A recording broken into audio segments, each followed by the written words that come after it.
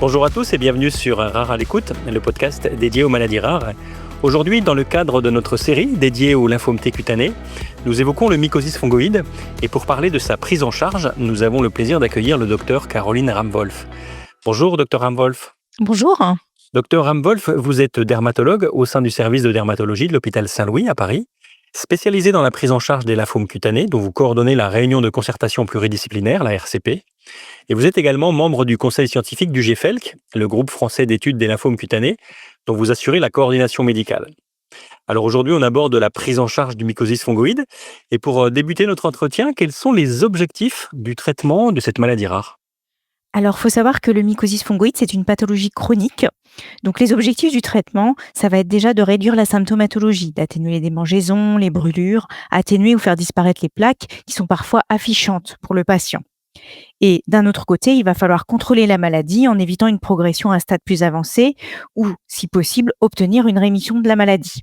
Car il faut savoir qu'il est rare de guérir définitivement de cette maladie. Et donc dans ce cadre, quels sont les critères de choix des traitements ? Alors, le type de traitement qu'on va choisir est défini en fonction du stade du mycosis fungoïde. C'est un stade TNMB qui prend en compte la surface cutanée atteinte, le type d'atteinte cutanée, s'il y a des plaques, s'il y a des lésions tumorales, et également s'il y a présence ou pas d'une atteinte ganglionnaire ou d'organes, ou la présence d'une atteinte circulante. Des recommandations européennes ont été publiées et permettent d'harmoniser la prise en charge.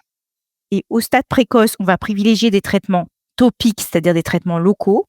Et en cas d'échec de ceux-ci, au stade plus avancé, on utilise des traitements systémiques par des cachets ou des perfusions.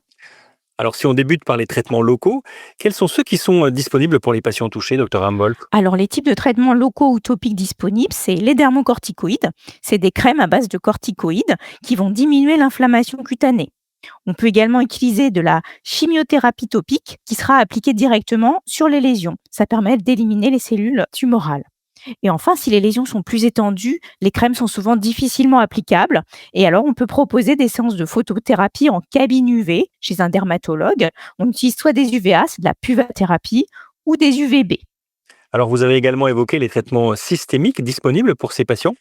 Est-ce que vous pouvez nous en parler ? Alors, il faut savoir qu'il y a de nombreux traitements systémiques qui sont disponibles. On peut utiliser des traitements immunomodulateurs qui possèdent des propriétés antitumorales et immunologiques. Ces traitements peuvent être administrés par voie orale sous forme de gélules ou sous forme d'injections qui sont répétées selon un rythme variable. Des anticorps monoclonaux peuvent également être proposés aux patients, de l'immunothérapie qui vont stimuler le système immunitaire ou ciblent des marqueurs spécifiques des cellules malignes. En cas de maladie avancée, on peut utiliser les immunothérapies, mais également des chimiothérapies systémiques. En général, ça se fait sous forme de perfusion. Et enfin, une allogreffe de moelle peut également être envisagée dans certaines situations avancées, sous réserve d'obtenir une rémission de la maladie et de trouver un donneur compatible. Les patients peuvent également parfois participer à des essais thérapeutiques pour des traitements expérimentaux. Et ensuite, quel suivi proposer aux patients qui sont pris en charge par un mycosis fungoïde ? Alors, le suivi des patients dépend lui aussi du stade de la maladie.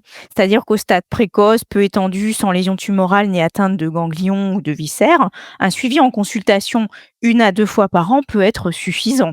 Et par contre, quand le patient est sous traitement systémique, le suivi va varier. S'il s'agit d'un traitement que le patient peut prendre à domicile, comme des cachets, le patient en général est vu tous les 3 à 4 mois en consultation à l'hôpital pour évaluer l'efficacité du traitement et la tolérance au traitement.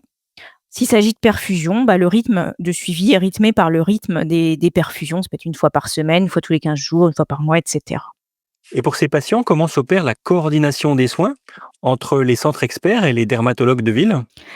Alors, le diagnostic de mycosis fungoïde est en général fait ou suspecté par le dermatologue de ville. Ensuite, il est fortement recommandé que le patient soit adressé dans un centre expert de référence du GFELC. C'est le groupe français d'études des lymphomes cutanés. Il y a plusieurs centres en France. On peut les retrouver sur le site du GFELC, www.gfelc.org.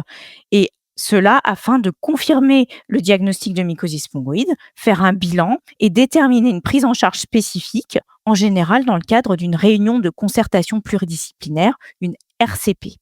Le patient peut ensuite, dans les cas simples, les stades précoces en plaques limitées, être réadressé à son dermatologue de ville pour le suivi, tout en gardant un contact avec l'hôpital si besoin.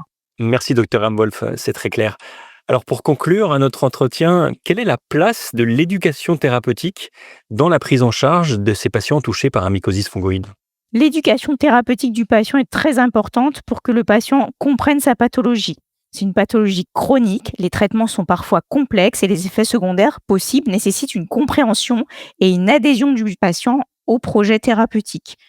Il s'agit d'une pathologie chronique, comme je vous le disais, et un soutien psychologique et ou social est souvent nécessaire. Et les patients peuvent également trouver du soutien via des associations de patients dans cette pathologie. Un grand merci, Dr Ramwolf, de nous avoir fait mieux connaître la prise en charge de cette maladie rare qu'est le mycoses fongoïde. Si vous désirez aller plus loin dans la connaissance de cette pathologie, nous vous donnons rendez-vous sur notre site internet www.raralecoute.com où de nombreuses informations sont à votre disposition. Nous vous remercions de votre fidélité et nous vous donnons rendez-vous sur la chaîne Rare à l'écoute pour un prochain épisode sur cette maladie rare. À très vite.